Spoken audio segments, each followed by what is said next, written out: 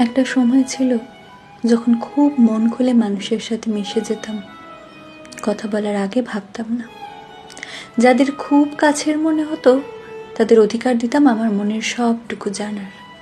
আমার দুঃখ, কষ্ট, চাওয়া না পাওয়া, মন খারাপ সব কিছু তাদের সাথে ভাগ করে নিচ্ছি বলে ভাবতাম। কিন্তু ধীরে ধীরে বুঝতে পারলাম ভুল করছি। আমার সেই ব্যর্থতা, কষ্ট, দুঃখ এসবের মধ্যে অন্য মানুষকে ঢুকতে দিয়ে আমি ভুল করছি।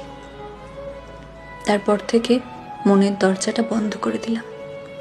আজকাল আর কাউকে মনের খুব কাছে আসতে দিই না, একটা দূরত্ব রাখি। আর সেই দূরত্বটা আমাকে অনেক বেশি মজবুত করে তোলে।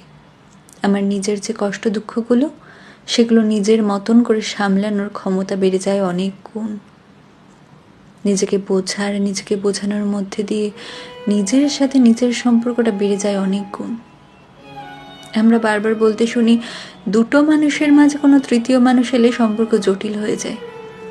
নিজের ক্ষেত্রেও ঠিক তাই নয় কি?